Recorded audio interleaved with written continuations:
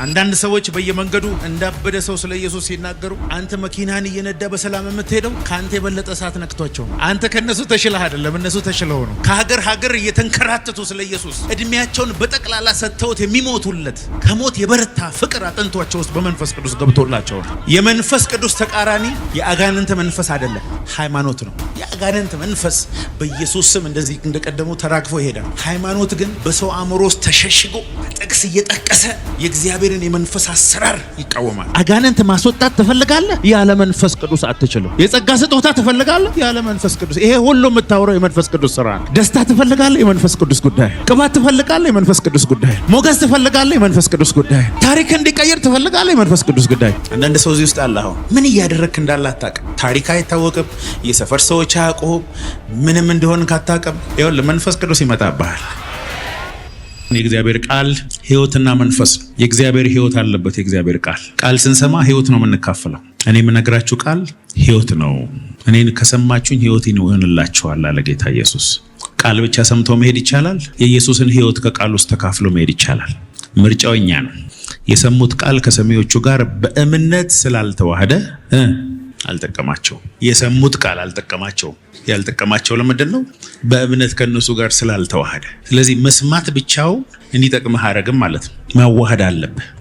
ስፖንጅ ዘይት ውስጥ ገብቶ እንደሚመጥ ቃል ውስጥ ሕይወትን መምጠጥ አለብህ። በመንፈስ ሆነ መስማት አለብህ። ዛሬ ከሰማይ በእኔና በአንድ ሰው ላይ እሳት ይወርዳል። ኢየሱስ ጌታችን በመንፈስ ቅዱስ ነው የተጸነሰው። ጅማሬው መንፈስ ቅዱስ። መልአኩ ገብርኤል ወደ ቅድስት ድንግል ማርያም መጥቶ እንደዚህ ያላት፣ ትጸንሻለሽ፣ ወንድ ልጅ ትወልጃለሽ፣ ስሙንም ኢየሱስ ትያለሽ። አረ እኔ ወንድ አላቅም።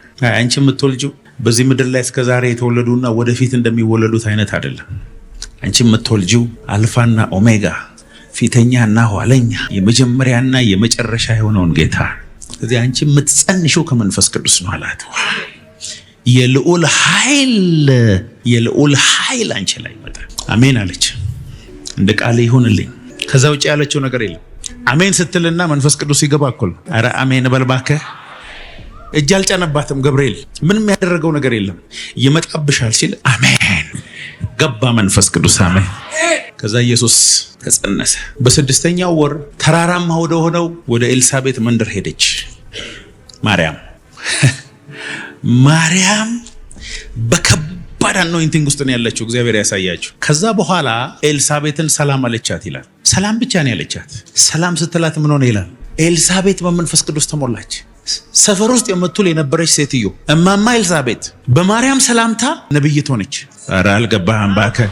ትንቢት ተናገረች ይላል። እሱ ብቻ አይደለም፣ በማርያም ሰላምታ ኤልሳቤጥ ውስጥ ያለው ጽንስ ዘለለ። ኧረ አሜን።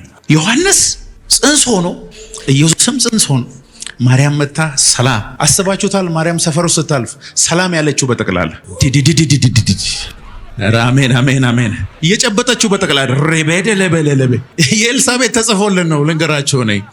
ማርያም ላይ የመጣው መንፈስ ኤልሳቤጥን ነብይ የሚያደርግ ነበር። ከሰላምታዋ የተነሳ መንፈስ ቅዱስ ወረደባት ይላል። መንፈስ ቅዱስ መጣባት ይላል። በመንፈስ ቅዱስ ተጸንሶ ተወለደ።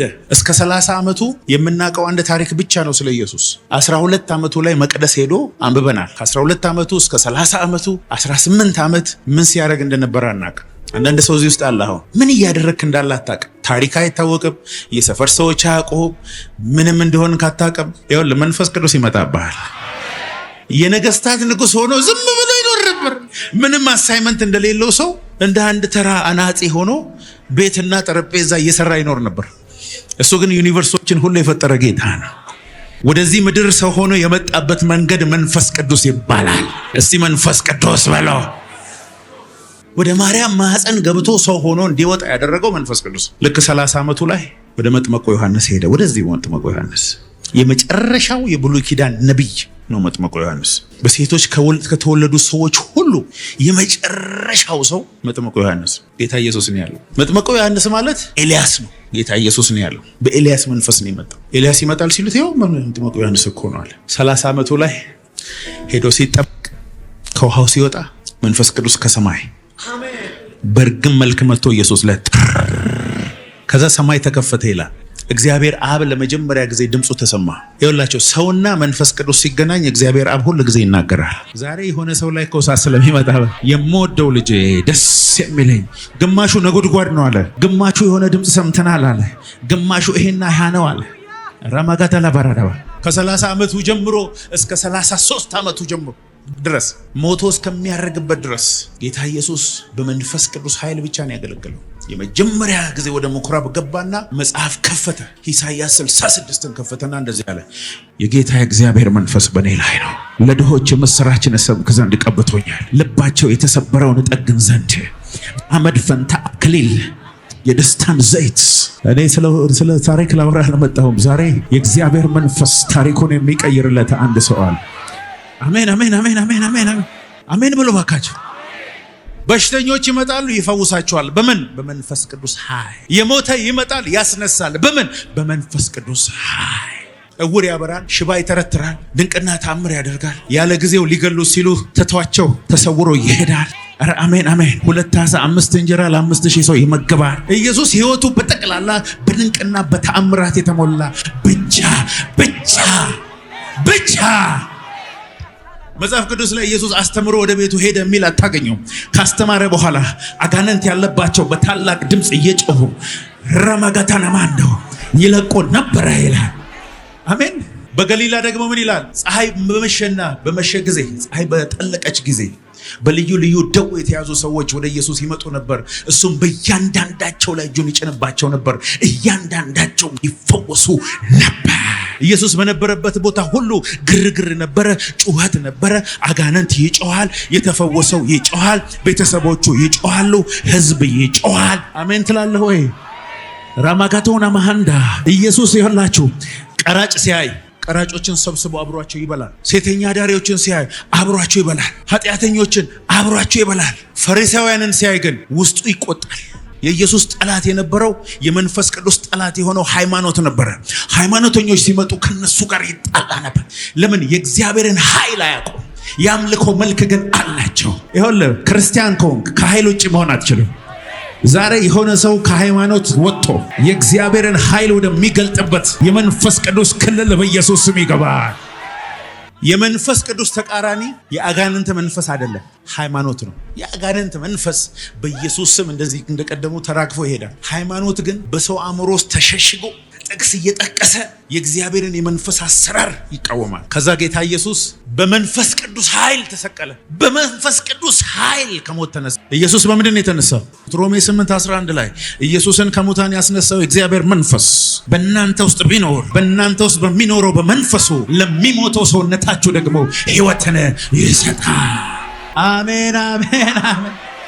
ኢየሱስ በምንድን ነው ከሞት የተነሳው? በመንፈስ ቅዱስ በመንፈስ ቅዱስ ተጸነሰ፣ በመንፈስ ቅዱስ አገለገለ፣ በመንፈስ ቅዱስ ኃይል ሞተ፣ በመንፈስ ቅዱስ ኃይል ከሞት ተነሳ፣ በመንፈስ ቅዱስ ኃይል አረገ። ስለዚህ ኢየሱስ እንደዚህ አለ፣ እኔ ብሄድ ይሻላችኋል። እኔ በሄድኩ ጊዜ አጽናኙን ወደ እናንተ ልካለሁ። እሱ በመጣ ጊዜ ወደ እውነት ሁሉ ይመራችኋል። እኔ ነገርኳችሁን ያስታውሳችኋል። እሱ ስሙ የእውነት መንፈስ፣ የክርስቶስ መንፈስ፣ የኃይል መንፈስ፣ የሞገስ መንፈስ ይባላል። እና ጌታ ኢየሱስ እንደዚህ አለ። ከሐዋርያት ጋር 3 ዓመት ተኩል ነበረ። ሁሉም ሐዋርያ ይሁዳን ጨምሮ ኢየሱስ የሞተን ሲያስነሳ አይተዋል። ውሃ ላይ ሲራመድ አይተዋል። ዕውር ሲያበራ አይተዋል። እንዲያውም አንድ ጊዜ ሁሉንም ጠርቶ 70ዎቹን 2 አድርጎ ብሎ ቅባት አካፍሏቸዋል። ሄዶ የሞት አስነስተው መጥተዋል። መንፈስ ቅዱስ ግን በላያቸው ላይ አልወረደም ነበረ። ሁሉንም ያውቃቸው ነበር፣ ግን አይተማመንባቸውም ነበር ይላል። ጴጥሮስ አይ ላቭ ዩ ሲል ተውባክ ዶሮ ሳይጮህ 3 ጊዜ ትክደኛለህ። ኧረ ጌታዊ ግድ የለህም እነዚህ ሁሉ ይክዱሃል፣ እኔ ግን አለሁልህ ሲል መጀመሪያ የምትክደኝ አንተ ነህ። ዮሐንስ ነው እስከ መስቀሉ ድረስ ሄደው ብትንትናቸው ነው የጠፋው። አንዳቸውንም ለወንጌል ኢየሱስ አምኖ አያውቅም። ኢየሱስ የሚያምነው መንፈስ ቅዱስን ከፈለጋችሁ አለ። ስለኔ መጥምቁ ዮሐንስ መስክሯል። እኔ ግን ከሰው ምስክርነትን አልቀበርም። ስለኔ የሚመሰክር መንፈስ ቅዱስ አለ አለ። ከጎናችሁ ላለው ሰው ንገሩት፣ አንተ የኢየሱስ ምስክር አይደለህም፣ መንፈስ ቅዱስ በአንተ ውስጥ ሆኖ ይመሰክራል በለው። የምትለውን አላወቅም። ከዛሬ ጀምሮ አንተ ሳትሆን መንፈስ ቅዱስ በአንተ ውስጥ ስለ ኢየሱስ ይመሰክራል። ኢየሱስ እዚህ ምድር ላይ እያለ አንድም መጽሐፍ አልተጻፈም። በአዲስ ኪዳን ውስጥ በ10 ዓመትም አልተጻፈም፣ 20 ዓመትም አልተጻፈም፣ 50 ዓመትም አልተጻፈም። ምንም መጽሐፍ አልተጻፈም። የለም ባይብል ስተዲ የለም፣ ቆሮንቶስ ገላትያ የለም፣ ማቴዎስ ወንጌል፣ ዮሐንስ ወንጌል የለም። በጣም እኮ ነው የሚገርመው። ኢየሱስ እንደዚህ ያለ መጽሐፍትን ያስተውሉ ዘንድ አእምሯቸውን ከፈተላቸዋል። መንፈስ ቅዱስ በእናንተ ላይ በወረደ ጊዜ ያላቸው ኃይልን ትቀበላላችሁ። ዮሐንስ እንደዚህ ያለ እኔ በውሃ አጠምቃችኋለሁ፣ ከኔ በኋላ የሚመጣው ግን የጫማውን ክር መፍታት የማልችል እሱ በመጣ ጊዜ በእሳትና በመንፈስ ቅዱስ ያጠምቃችኋል። ይኸውላችሁ ታሪክ ልናገር አልመጣሁም እኔ። ዛሬ የሆነ ሰው በመንፈስ ቅዱስና በእሳት ይጠመቃል። ትጠመቃለህ። ከዛ ጌታ ኢየሱስ ከሞት ተነሳ። ለ40 ቀን በየቀኑ በብዙ ማስረጃ ከሕማማቱ በኋላ ከሞት መነሳቱን አሳያቸው። በየቀኑ ግን እንደ ድሮ አይደለም። የተዘጋ ቤት ውስጥ ከፈለገ በሩን በተዘጋ በመካከላቸው ይገኝ ነበር። ይሄ ከሞት የተነሳው ማንነቱ ስለነበረ እንደፈለጉም አያውቁትም። አብረው ሁሉ አያውቁትም። አንተ ነህ ወይ ብለው ጠይቀውት ነው የሚያውቁት። አንድ ጊዜ እንዲያውም እነሱ ጋር መጣ። የተጠበሰ አሳና ማር ከሞት ከተነሳ በኋላ ኢየሱስ አብሯቸው በላ። ደስ አይልም? ለ40 ቀን አስተማራቸው። 40ኛው ቀን እስቲ 40ኛው ቀን በለው። አቤት 40ኛው ቀን ደስ የምትል የመጨረሻ ንግግር ኢየሱስ የተናገረው የመጨረሻ ንግግር ሐዋርያት ሥራ ምዕራፍ 1 ቁጥር 4 እና ቁጥር 8 ላንብብላችሁ። ዮሐንስ በውሃ አጥምቋችሁ ነበር አለ። እናንተ ግን ከጥቂት ቀን በኋላ በመንፈስ ቅዱስና በኃይል ትጠመቃላችሁ። ከነሱ ጋር አብሮ ሳለ ከኢየሩሳሌም እንዳይወጡ አዘዛቸው። ነገር ግን ከኔ የሰማችሁትን አብ የሰጠውን የተስፋ ቃል ጠብቁ። the promise of the Father። ዮሐንስ በውሃ አጥምቆ ነበር። እናንተ ግን ከጥቂት ቀን በኋላ በመንፈስ ቅዱስ ትጠመቃላችሁ አለ። ኧረ አሜን። ቁጥር 8 ነገር ግን መንፈስ ቅዱስ በእናንተ ላይ በወረደ ጊዜ ኃይልን ትቀበላላችሁ። በኢየሩሳሌም፣ በይሁዳ ሁሉ፣ በሰማርያ እስከ ምድር ዳርቻ ምስክሮቼ ትሆናላችኋል። እንደዚህ እያዩት ማለት ያላቸው እንዲህ እያየ ከመሬት እየተነሳ የተናገረው ነገር ምንድነው? የአብን ተስፋ ጠብቁ። ከጥቂት ቀናት በኋላ በመንፈስ ቅዱስና በኃይል ትጠመቃላችሁ። መንፈስ ቅዱስ በእናንተ ላይ በወረደ ጊዜ ኃይልን ትቀበላላችሁ። በኢየሩሳሌም፣ በይሁዳ፣ በሰማርያ እስከ ምድር ዳርቻ ምስክሮቼ ትሆናላችሁ። ይህንንም ከተናገረ በኋላ ከነርሱ እያዩት ከፍ ከፍ አለ። ደመናም ከዓይናቸው ሰውራ ተቀበለችው። ቬሪ ኢምፖርታንት ለኢየሱስ ከትንሣኤ በኋላ የመጨረሻ ኢምፖርታንት ዋና መልእክቱ መንፈስ ቅዱስን ጠብቆ የሚል ነው። ሞቼላችሁ ነበር፣ እንደዚህ ሆናችሁ ነበር፣ እንዲህ ትሆናላችሁ የሚለውን ሳይሆን የተናገረው መንፈስ ቅዱስን ጠብቆ እሱ በመጣ ጊዜ ወደ እውነት ሁሉ ይመራችኋል። አሜን አሜን አሜን አሜን። ያለ መንፈስ ቅዱስ ዳግም መወለድ አይቻልም። ሰው ከውሃና ከመንፈስ ዳግም ካልተወለደ በስተቀር የእግዚአብሔርን መንግስት ሊያይ አይችልም። ዳግም የምንወለደው በመንፈስ ቅዱስ ነው። ስንሞት ከሞት የምንነሳው በመንፈስ ቅዱስ ነው። በምድር ላይ መቀደስ ብንፈልግ የምንቀደሰው በመንፈስ ቅዱስ ነው። ስናመልክ ያለ መንፈስ ቅዱስ ማምለክ አንችልም። ስሙ የደስታ ዘይት ይባላል። መደሰት ከፈለክ ያለ መንፈስ ቅዱስ አይሆንም። የእግዚአብሔር መንግስት የመብልና የመጠጥ አይደለችም። በመንፈስ ቅዱስ የሆነ ሰላምና ደስታ። የእግዚአብሔር መንግስት ያለ መንፈስ ቅዱስ ኦፕሬት አያደርግም። ዛሬ መንፈስ ቅዱስ ይመጣብሃል። ያንተ ታሪክ ለዘላለም ይቀየራል። አጋንንት ማስወጣት ትፈልጋለህ? ያለ መንፈስ ቅዱስ አትችልም። የጸጋ ስጦታ ትፈልጋለህ? ያለ መንፈስ ቅዱስ። ይሄ ሁሉ የምታወራው የመንፈስ ቅዱስ ስራ ነው። ደስታ ትፈልጋለህ? የመንፈስ ቅዱስ ጉዳይ። ቅባት ትፈልጋለህ? የመንፈስ ቅዱስ ጉዳይ። ሞገስ ትፈልጋለህ? የመንፈስ ቅዱስ ጉዳይ። ታሪክ እንዲቀየር ትፈልጋለህ? የመንፈስ ቅዱስ ጉዳይ። ዛሬ መንፈስ ቅዱስን የምትፈልግ ከሆነ ኃይል ይመጣብሃል። አቤት አቤት አቤት አቤት አቤት አቤት። ለአገልግሎት ብቻ አይደለም፣ ለቤት፣ ለልጆች፣ ለትዳር፣ ለዘመን፣ ለንግድ የሚያስፈልግ አንድና አንድ መንፈስ ቅዱስ ነው። ዛሬ ይሄ ኃይል በአንድ ሰው ላይ በኢየሱስ ስም ይመጣል። አሜን በሉ ባካቸው። ሮማ ሀታካ እስቲ እጆቻቸውን ዘርጉ አንድ ጊዜና መንፈስ ቅዱስ በለው። መንፈስ ቅዱስ አንድ ጊዜ እጆቻቸውን አሱና መንፈስ ቅዱስ እፈልግሃለሁ፣ እራብሃለሁ፣ ያላንተ ምንም ማድረግ አልችልም በሉ። ኢየሱስ ጌታ ነው። እንኪያስ እናንተ ክፉዎች ስትሆኑ ለልጆቻችሁ መልካምን የምታደርጉ ከሆነ የሰማይ አባት ለሚለምኑት እንዴት አብልጦ መንፈስ ቅዱስን አይሰጣቸው? እግዚአብሔር የመጨረሻ ሲወድህ የሚሰጥ መንፈስ ቅዱስ ብር አይደለም። ቅዱሱ መንፈስ ማለት ራሱ እግዚአብሔር። ጌታ ኢየሱስ እንደዚህ ያለ ማንም የተጠማ ቢኖር ወደ እኔ ይምጣ፣ የሕይወትን ውሃ እንዲሁ በነፃ ያለ ዋጋ ይጠጣ። በእኔ የሚያምን መጽሐፍ እንዳለ የሕይወት ውሃ ወንዝ ከሆዱ ይፈልቃል። እሱንም ሊቀበሉት ስላለው ስለ መንፈስ ቅዱስ ተናገረ ይላል። ያ ከሆዱ ውስጥ የሚፈልቅ ውሃ፣ ያ የሚያጽናና የሚያስተምር ውሃ፣ የሚያጥብህ የሚቀድስህ ውሃ፣ የዘላለም ሕይወት ያገኘህበት ውሃ፣ ኢየሱስን በልብ ውስጥ ያበራልህ ውሃ፣ እሱ መንፈስ ቅዱስ ይባላል። ከሱ በላይ የሚያስፈልግ ምንም ነገር የለም። ይኸውልህ ስብከት ጥሩ ነገር ነው። አስተማሪነት ጥሩ ነገር ነው። እውቀት ጥሩ ነገር ነው። እነዚህ ሁሉ ከመንፈስ ቅዱስ ጋር በሆነ ሚዛን ላይ የሚቀመጡ አይደሉም። እሳት ያገኝሃል ብሎት ከጎናቸው። አሜን አሜን አሜን አሜን። እሳት ያገኛል። እሳቱ ሲመጣብህ መንደር ውስጥ ማዋል ታቆማለህ። ኖ እሳቱ በራስ ወደ ቶፕ ላይ ያወጣሃል። እሳቱ ሲመጣብህ መልክ ይቀየራል፣ ስራ ይቀየራል፣ ሰፈር ይቀየራል፣ አቅጣጫ ይቀየራል። ሮማ ጋታላ ባላላባ አብሮት የነበሩ ሐዋርያት ምንም አካውንት ሳይሰጣቸው ነው ሄደው ኢየሱስ ምንም ብቻችንን ትተወናለህ ወይ ሲሉት ወላጆች እንደሌላቸው ልጆች አልተዋቸውም። እስከ ዓለም ፍጻሜ እኔ ከእናንተ ጋር ነኝ። ስለ መንፈስ ቅዱስ እኮ ነው የሚያወራው። ሁለትም ሆነ ሶስትም በተሰባሰባችሁበት እገኛለሁ። ስለ መንፈስ ቅዱስ እኮ ነው የመጣ የተናገረው። አጽናኝ ይባላል ስሙ። ይኸውልህ ስታዝን የሚያጽናና ነው መንፈስ ቅዱስ። እሱ በመጣ ጊዜ ኃይል ትቀበላላችሁ። ከኢየሩሳሌም ትጀምሩና ዓለምን ሁሉ እየገለባበጣችሁ ሙታን እያስነሳችሁ ለምጻም እያነጻችሁ እውር እያበራችሁ ትቀጥላላችሁ። ዛሬ እኮ አንድ ሰው አለ እኮ እሳቱን ተቀብሎ በምድሪቷ ላይ ኢየሱስ ጌታ። ኢየሱስ እኮ ሲሞት ወገኖቼ፣ ኢየሱስ ሲሞት እነ ጴጥሮስ ወደ ቀድሞ ስራቸው ወደ አሳ ማጥመድ፣ ሌላ ወደ ምናምኑ ነው ብትን ብሎ የተመለሱት። ሄዱ እኮ እነዛ የኤማውስ መንገደኞች በቃ ብለው ወደ ድሮ ሀገራቸው እኮ ነው የተመለሱት። እነሱ እንዲያውም እነ ማርያም ኢየሱስ መነሳቱን ነገሯቸው ሰምተው ሁሉ ነው አናምንም ብሎ ወደ ሀገራቸው የተመለሱት። ግን እነዚህ ሰዎች በኋላ ላይ ለኢየሱስ በመጋዝ ተሰንጥቀው ሞቱለት፣ በእሳት ተቃጠሉለት። ለምን ይመስላችኋል? የነካቸው እሳት ስላለ። በአንድ ገረድ ፊት ኢየሱስን የረገመው ጴጥሮስ ተዘቅዝቆ በእሳት ተቃጥሎ ነው ለኢየሱስ የሞተለት። አንዳንድ ሰዎች በየመንገዱ እንዳበደ ሰው ስለ ኢየሱስ ሲናገሩ አንተ መኪናን እየነዳ በሰላም የምትሄደው ከአንተ የበለጠ እሳት ነክቷቸው ነው። አንተ ከነሱ ተሽለህ አይደለም፣ እነሱ ተሽለው ነው። ከሀገር እየተንከራተቱ ስለ ኢየሱስ እድሜያቸውን በጠቅላላ ሰጥተውት የሚሞቱለት ከሞት የበረታ ፍቅር አጥንቷቸው ውስጥ በመንፈስ ቅዱስ ገብቶላቸው ነው። የሆነ ሰው አለ ዛሬ የሆነ እሳት ይገባበታል። ታሪክ የሚሰራ አንድ ሰው አለ። እኔ ነብይ ከሆንኩ ከዛሬ ጀምሮ ሰፈር ውስጥ የማይገኝ አንድ ሰው ዛሬ ተቀባ። እኔ እግዚአብሔር የተናገረኝ ሰው ከሆንኩ ዛሬ አንዲት ሴት ላይ እሳት መጣባት። በናዝሬቱ በኢየሱስ ስም እሳት መጣባት። ሸረባሎ ሮኮታታንዳ ለበገደንዶ ክርስትና ከእሳት ጋር አይለያይም። እሳት የሌለበት ክርስትና መጽሐፍ ቅዱስ አያውቀውም። ክርስትና የተወለደው በእሳት ነው። የሚኖረው ያደገው በእሳት ነው። ዓለም ላይ የደረሰው በእሳት ነው። ይሄ እሳት አንቺ ላይ ይመጣል በኢየሱስ።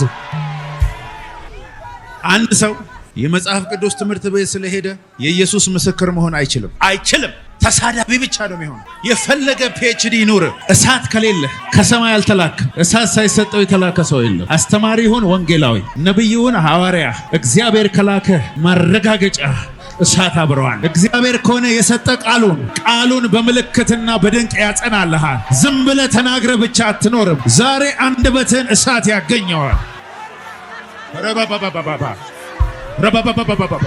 ዛሬ ይኸውልህ የምታቀጣጥለውን እሳት ይዘህ ትወጣለህ።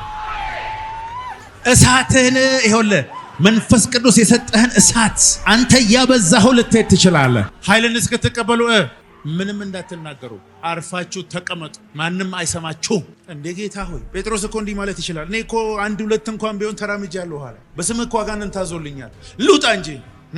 እሳቱ በመጣ ጊዜ ግን ምስክሮች ትሆናለህ። ኢየሱስ አንተን ምስክሬ ነው የሚል እሳቱን ሲያሄድ ብቻ።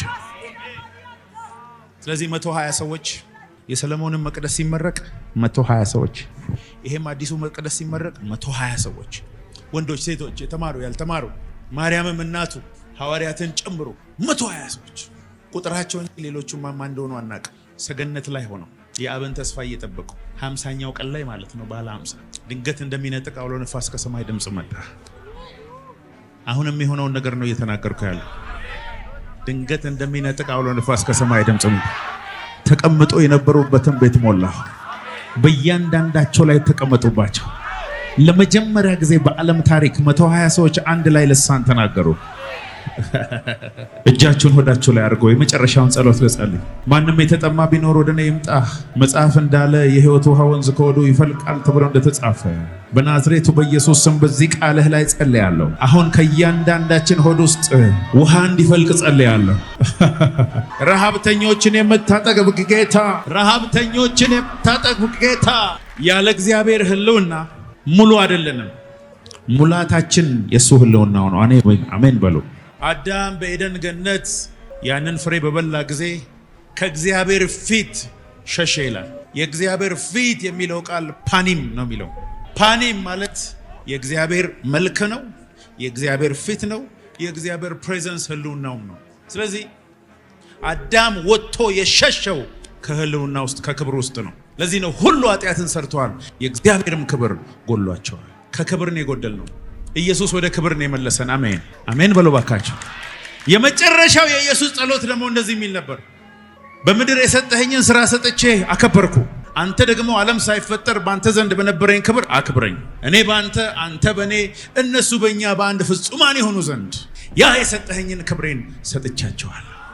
ኧረ አሜን የሚል አንድ ሰው አለ? ኢየሱስ ክብሩን ሰጥቶሃል። አሜን በል እባክህ። የእግዚአብሔር ክብር ማለት የተገለጠ መገኘቱ the manifested presence ማለት ነው። ይሄ መንፈስ ቅዱስ ባንተ ላይ ሲመጣ የእግዚአብሔር ሙሉ ህልውናው ባንተ ላይ ይገለጣል። ኢየሱስ በዚህ ምድር ላይ ሲኖር የመለኮት ሙላት በሰውነት ተገልጦ በሱ ይኖራል።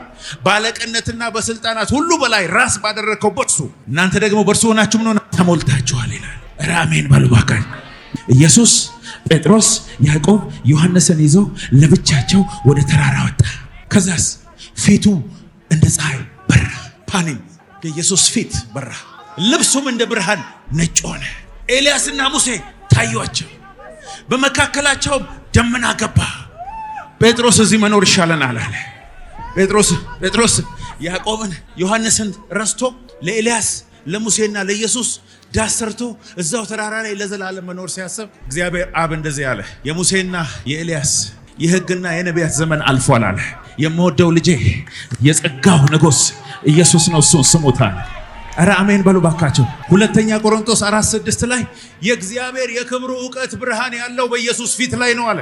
ከጨለማ ብርሃን የጠራው ጌታ የኢየሱስ ክብር ፊት ላይ የተገለጠውን ክብር እንድታውቁ በልባችሁ በራ አለ። ሁለተኛ ቆሮንቶስ 3:18 እኛም ሁላችን በመጋረጃ በማይከደን ፊት የጌታን ክብር እንደ መስታወት እያብለጨለጭን መንፈስ ከሚሆን ጌታ እንደሚደረግ ያ በተራራ ላይ የተገለጠው መልክ እስክንመስል ድረስ ከክብር ወደ ክብር ምን እናደርጋለን?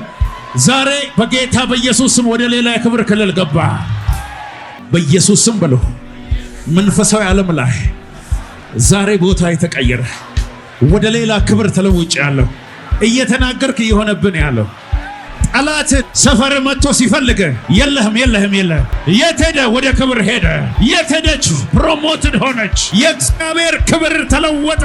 ያንቺ ሲዝን ነው በጌታ በኢየሱስ።